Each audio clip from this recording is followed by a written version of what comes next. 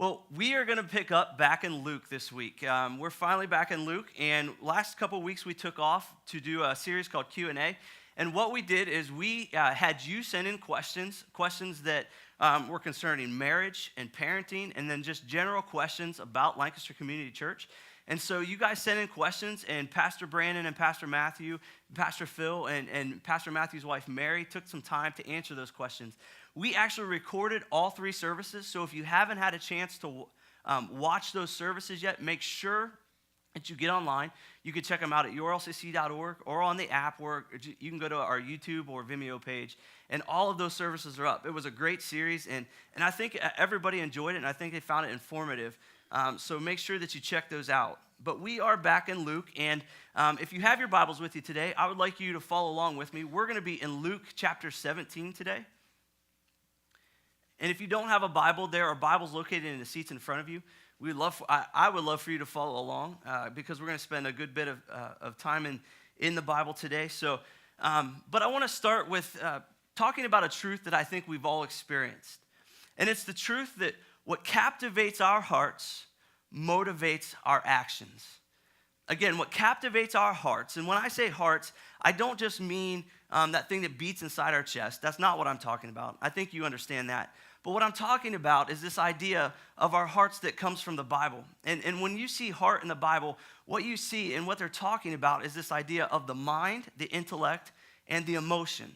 And it's really kind of the thing that makes humans human, the mind and the emotion. So when I talk about heart today, that's what I'm talking about, our thoughts and our feelings. And so what captivates our hearts motivates our actions. Now we see this probably most prevalently in our culture in romantic relationships. So we may see a person across the room and we may be physically attracted to them at first. We may think they're attractive, or we may have a friend that we just see their personality and we think that they're attractive and we're attracted to that person. And so we get to know them more and we spend more time with them and we start to do more things because our hearts are captivated by that person. I know when Cassie and I were dating, we actually met in college, which it was Malone College in Canton, Ohio. And we met, it was April, our junior year of college, and school ended in May. So she lived down here, and I was from Northeast Ohio. So I was going to stay up there during the summer, and I was going to work. And then she moved back here to her home. She lived in West Rushville, Ohio. And so it was summertime, and I was in love with this girl. I loved her to death, and I know we only dated for a month, so that's really fast. Don't do that if you're not married yet. But for me, it worked, and I knew that I wanted to marry her. And so I was in love with her, and I decided that I wasn't going to go all summer long without seeing her. So every Friday I would get off work, and I would drive the 2.5 hours down to here, and I would spend time with her during the weekend, and I would drive right back home. And so what captivated my heart, Cassie, motivated my actions. It even played out more so when we finally decided to get married. So I was a poor college student, and I couldn't afford to buy an engagement ring. So I ended up picking up 3 jobs. Now, I don't like work all that much. I mean, I'm a pretty hard worker, but what captivated my heart motivated my actions. We also see it in our hobbies. We have different interests and different things that we like. So it could be hunting, or it could be fishing, or it could be golf, or it could be scrapbooking. And I tried to think of some good examples for ladies for hobbies, but my guess is you guys are just also busy taking care of families and taking care of all the things that you do. You guys don't have many hobbies that I could think of, and that's not a knock. That's just you guys are more awesome than guys. So we have plenty of time to pursue other things. So we have these hobbies, and they're interests of ours. Getting better at them captivates our hearts. And so it plays out in our actions. We buy the gear that we need. We spend time out in the woods, in tree stands, just staring across the field. And we look for that trophy, that one big deer coming in. And we spend money on our golf clubs, and we spend time out in the field chasing this little white ball around. It's just, that's an annoying hobby. Let me just tell you, I love golfing. I played golf in high school, and it makes me angry, so I don't play that much anymore. But what captivates our hearts motivates our actions. And so I would say probably the best example of this, though, in Central Ohio is OSU sports, right? OSU sports captivates our hearts. Think about it. What happens on a Saturday afternoon in Central Ohio? There's not much else going on, or I should say Saturday afternoon in the fall. There's not much else going on but people sitting in front of a game, watching television, cheering on OSU. I mean, we buy the gear. We go, my son and I had tickets to OSU hockey this year. I didn't own any OSU gear. I was a bad fan. So I didn't have any shirts. I didn't have any sweatshirts. I didn't have anything like that. So I had to go buy one. And my son and I would go to these games. And we would gather in this big arena. And we actually had tickets through a friend. And we would sit right on the glass. And so when OSU hockey would score, we would stand up and we'd beat on the glass. And we'd scream and yell. And I realized it's worship. We would raise our hands and we'd cry out loud. And so our sports teams captivate our hearts. And then that motivates our actions, how we respond. But there's a negative side to it as well. Things like comfort and things like status can captivate our hearts. And it causes us to overspend our money. We buy houses that are too big for us. We buy cars that aren't necessarily great for Central Ohio weather. And so we let them sit parked in a garage. And we overspend and we become emotional spenders because the things that captivate our hearts motivate our actions. And we do it with relationships too. Sometimes we can so desperately desire to be in a relationship. We can so desperately desire to not feel loneliness that we'll we'll lessen our expectations and choose a relationship that maybe is not good for us. Maybe we'll pick a relationship that is actually bad for us, that's abusive or it's hard. Or maybe we just pick someone who they just fill that space and give us that relationship, and it's just not a good fit for us. And so what we see is what captivates our hearts, the idea of being in a relationship, and it motivates our actions and causes us to get in relationships that aren't good for us. And there's another layer to it as well, because what captivates our hearts the most motivates our actions the most. Some things are going to impact our lives more than others. So I've been doing CrossFit these last 4 months with Pastor Matthew and with Pastor Joe and Pastor Brandon and a few other people here from LCC. I started doing that, and I love it. I enjoy it. And just so you know, my idea of fun has been really twisted lately. I go and I hurt, and I wake up sore the next day, and then I hurt for 2 more days, and I go back and I hurt again, and that's my idea of fun these days. So I really enjoy CrossFit, but I love my wife more. So CrossFit motivates me, but Cassie motivates me more. I like your kids. I'm sure you have great kids, but I like my kids more. I'm just kind of partial to them. And it's no offense against your kids. I'm just kind of partial to mine. So what motivates our hearts the most, or what captivates our hearts the most, motivates our actions the most. So the things that captivate us, they hold incredible power in our lives. They have the power to direct our decisions that we make. What captivates our hearts inevitably determines the paths that we're going to take in our lives. And so the question that we have to ask ourselves today, what we have to wrestle with is, what is captivating our hearts? What are the things that hold our attention, that hold our thoughts? What are the things that stir us emotionally? What are those things? And is it possible that the things that are captivating us, that they are maybe good things, but maybe lesser things? That possibly that something else should be captivating our hearts. That something else should hold our thoughts and should stir our emotions. Is it possible that there could be something better that becomes the singular focus of our lives? And I think there is.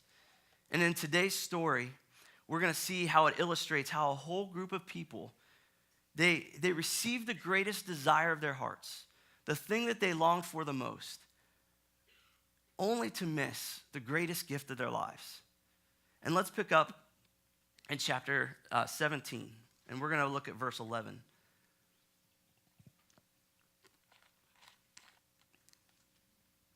On the way to Jerusalem, he being Jesus, was passing along between Samaria and Galilee. And as he entered a village, he was met by 10 lepers who stood at a distance. Now, captivation often starts with a need. These guys, if you don't know a lot about leprosy, leprosy shows up a lot in the Bible. We see Jesus encounter it a lot through the Gospels. And what leprosy was, it was this skin, it was like a skin condition where they would develop like boils. And it was actually, they thought, the terms that Leviticus gives us, it could have been a multiple different types of conditions actually. And so predominantly it would show up as spots on the skin. And it could be boils or just lesions, and their skin would start to deform. And so what would happen is these guys would start to notice this, or their families would start to notice this, and then they would go to the priest. And the priest was in charge of determining whether they were clean or whether they were unclean. And this is something that God had told them about, that if anyone was found to be leprous, that they were to be exiled from the community. And so the priest was in charge of determining whether or not they were clean or unclean. And so these guys or their families or someone would notice these lesions on someone, and they would take them to the priest, and the priest would quarantine them for 7 days. And if in 7 days it got better, they would be deemed clean, and they would be sent on their way. But if in 7 days it stayed the same or got worse, these guys would be exiled. They would be sent outside the community. They could no longer worship in the temple. They could no longer work the jobs that they had. They could no longer spend time or be touched by their families. They could no longer hold status in society. So if they were elders, they were to be exiled out of the community. And so everything that they had would have been stripped away from them with this pronouncement of being unclean. If they lived in a city that had walls, they would have had to move outside of the city. And if they lived in a city that was open or a village that was open, they would have had to walk through town. And they would have just had to cry out, leper, leper, or unclean, unclean. And no one would have wanted to be around them. And so it would have had to affect them emotionally. And I can imagine that if they had experienced life before leprosy, if they had experienced life before being unclean, and then they get this pronouncement, I can think their one desire, their one thought would be, I want to be clean. I want my life back. I want to go back to the things that I knew before. And so their need to be clean would have been their all-consuming thought. It would have been what had captivated their minds. When I think I was a freshman in college, I started running. And I loved running. And running fulfilled a couple of different needs for me. For one, I've always been a person that I like a challenge. I like to be challenged a little bit. And so I was in my freshman, sophomore year of college, and I just needed a challenge. I was bored with what I was doing. Granted, I should have been focused and challenged with school that my parents were helped pay for and getting a degree. But I wanted a different challenge. So I decided that I needed a challenge. So I was going to start running. But I wasn't just going to start running and start doing 5Ks. I decided I was going to do marathons. And so I shot out of the gate. And I actually did my first marathon before I ever did my first 5K. There's a little bit of crazy in me. So you'll learn that about me. I like to go big. So I had this need inside of me. I just felt it. Like I needed to be challenged. I wanted to do something big. But I also, I'd kind of gained the freshman 20. Now, it's supposed to be the freshman 15, but I'm an overachiever. So I gained the freshman 20. And so I was out of shape, and I was kind of just, I was starting to show it. So I wanted two things. I wanted to get thin, and I wanted to get fast. I wanted to lose the weight, and I wanted to get good at running. And these needs kind of drove me to running. And it's what caused me to really become captivated by this idea of running and getting thin and getting fast. And so kind of like what the guys here in our story, the 10 lepers, their captivation was getting their life back and becoming whole. Mine was getting thin and getting fast. So let's pick up the story in verse 13 and see how it goes for them. I'm actually going to jump back to 12 so we get a little bit of context, because 13 starts halfway through the sentence. So, and as he entered a village, he was met by 10 lepers who stood at a distance and lifted up their voice, saying, Jesus, Master, have mercy on us. Because what captivates our hearts motivates our actions. So these guys, they have one desire to get their lives back, one motivation to be made clean. And then they hear stories about this guy who has been walking around the Galilean countryside, this guy who's been making the lame walk, this guy who's been restoring sight to the blind, this guy who's been casting demons out, and the demons have been listening. So they hear stories about this man who has the possibility to give them everything that they desire, because they've seen him do it, or they've heard about him doing it. And all of a sudden, here he comes, walking down the street, singing do-wah-diddy, diddy-dum, diddy-do.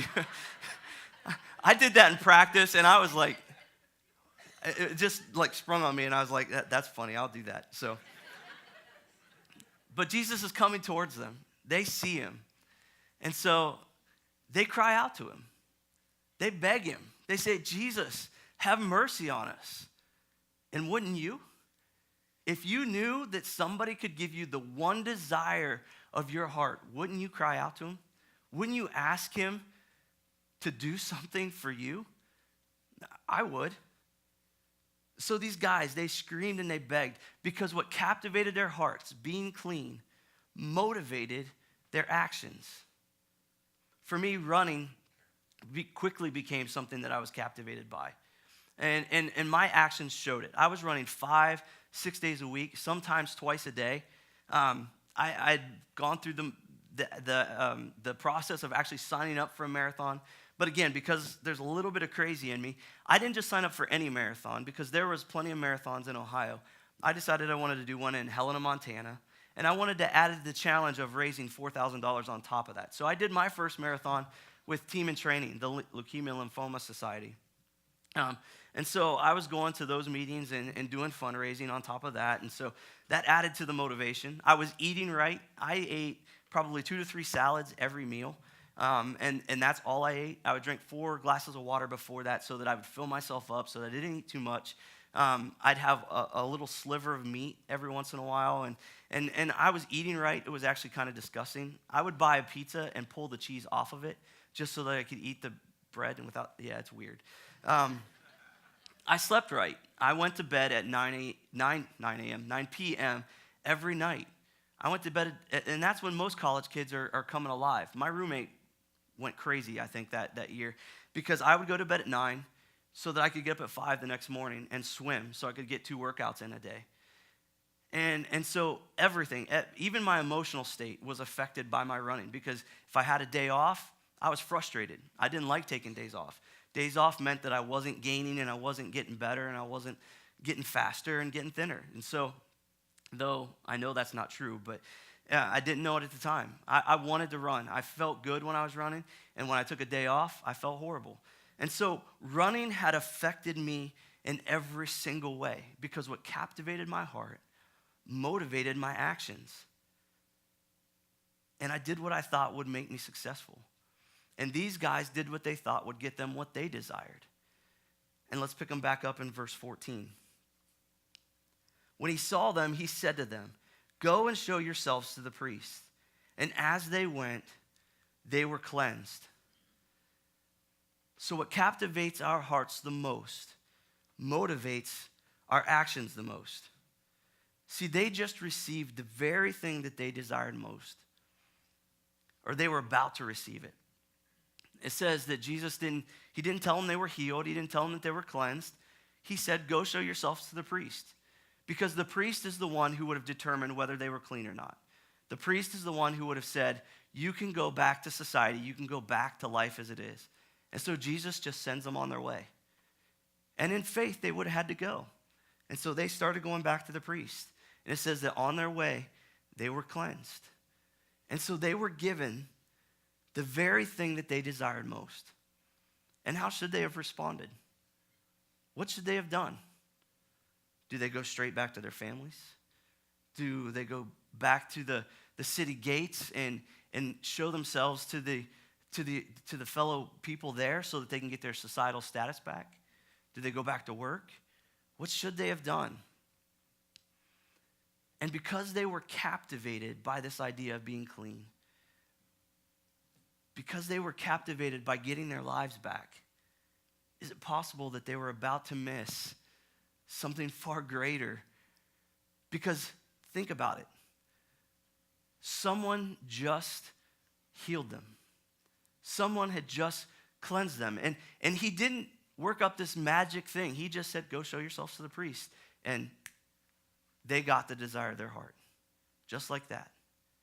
And they were so motivated to get back to life that they just missed that a man healed them.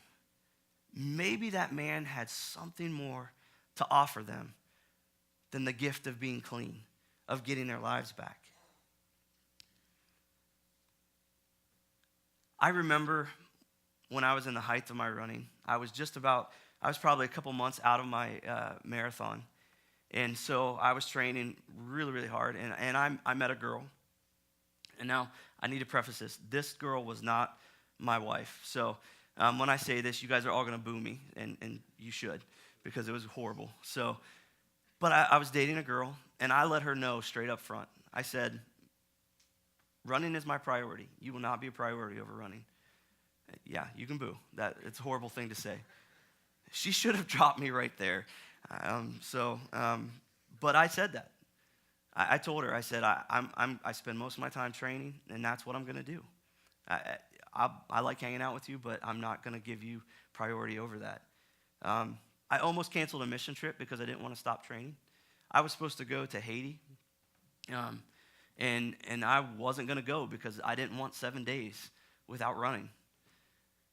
I passed up on numerous occasions to go out and hang out with my friends so that I could go to bed at 9 p.m.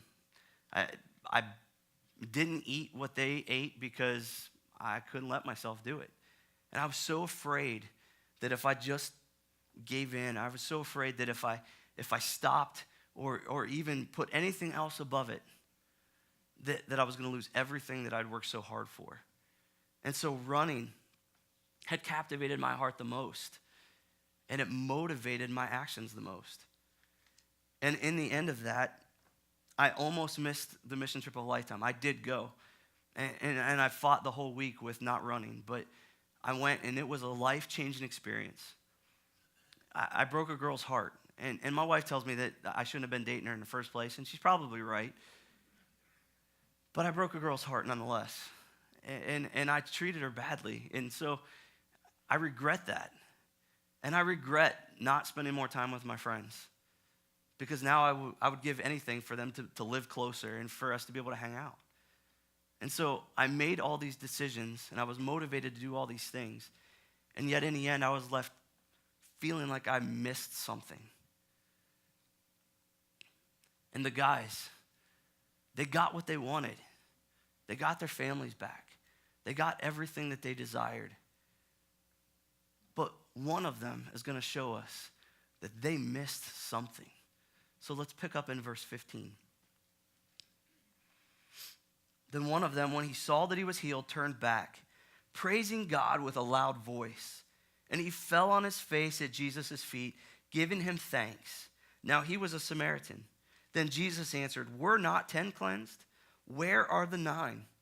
Was no one found to return and give praise to God except this foreigner?" And he said to him, "Rise, go your way. Your faith has made you well."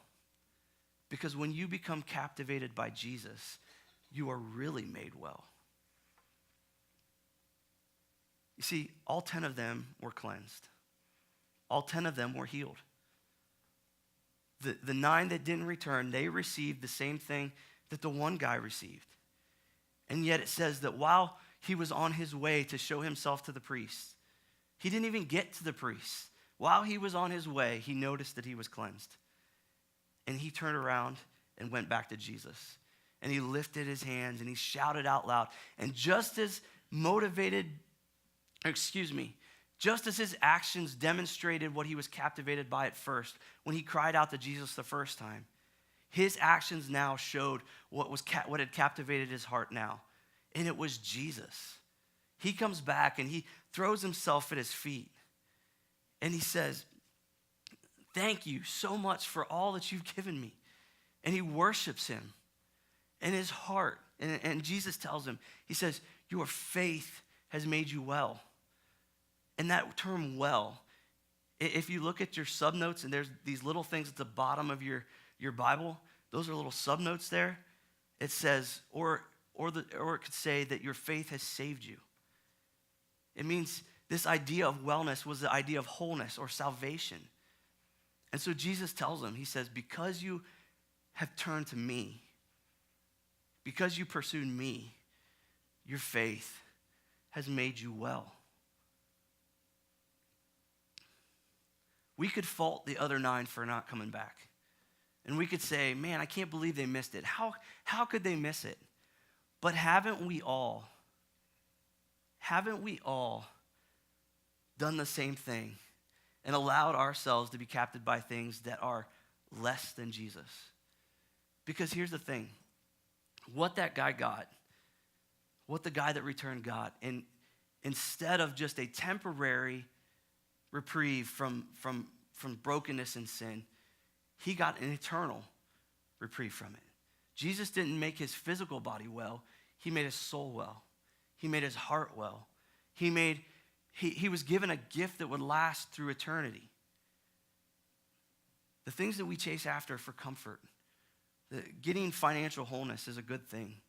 Having our bodies made well and being healthy is a good thing. Having good relationships is a good thing. But if these things alone captivate our hearts, at some point they are going to come to an end. And yet Jesus has promised that he will never end. Jesus has promised that he will never not be with us. And so we need a hope and we need a love that transcends transcends the things that are going to limit us. And death is a limiter. And so Jesus has promised to be with us. I would love to say that I gave up running and my heart was captivated by Jesus every day since then. No. Our hearts are constantly looking for something else to be captivated by. We go through life and honestly, there are all kinds of temptations, even today, to be captivated, in my life, to be captivated by something other than Jesus. I want to be successful. I want to be good at my job. I want to be a great father. I want to be a good husband. I want to do all these things well, and I want to find security and comfort in food, and I want to find security and comfort in all these and finding my identity in what I do. And there's always this temptation to run to those things. But none of those things can satisfy us in the way that Christ can. And so, what do we need to do if we notice that something else has captivated our hearts? If we notice that something else is driving our actions other than Christ, what do we need to do? It's time to be captivated by Jesus. It's time to put our hope in him. It's time to turn the things that have captivated our hearts over to him so that he has the ability to fill that space and to give us everything that we desire and yet so much more. And so this morning, we're going to take some time and the band's going to come up on stage and we are going to take some time to just worship at the end. But while we do that, we're going to respond. And symbolically, we are going to take and hand over the things that have captivated our hearts. So there's white cards in the back of the seats in front of you. And what I want you to do is I want you to take and I want you to write down those things that have captivated your hearts. And here, if you don't know what that thing is, let me help you reverse engineer this. What grabs your thoughts the most? What grabs your actions the most? What grabs your checkbook the most? See, your actions and your checkbook and your thoughts are all great determiners of what has captivated your hearts. And so we're going to take those white cards and we're going to write on there those things. And we're going to fold them up. And during this song that we're about to do, you're going to come forward and you're going to drop those things off here. There's 4 baskets located up here. And you're going to drop those things off, and nobody is going to look at them. So there's no fear. Nobody's going to look at these and judge you in any way, shape, or form. We're all in this together. And so you're going to drop those things off. And in turn, you're going to ask God to fill your heart. You're going to ask God to captivate your thoughts, to captivate your emotions, so that your actions can respond likewise. Because what captivates our hearts motivates our actions. And so I'm going to pray, and then the band's going to start playing. And then you guys can come during this first song at any time, but just take time to worship and think about it. Write those down and then drop them off up here up front. God, thank you so much for this day. Thank you that you speak to us through your word. Thank you that you speak, God, truths that, God, that we need to hear. I know in my life, God, I find myself captivated by so many things.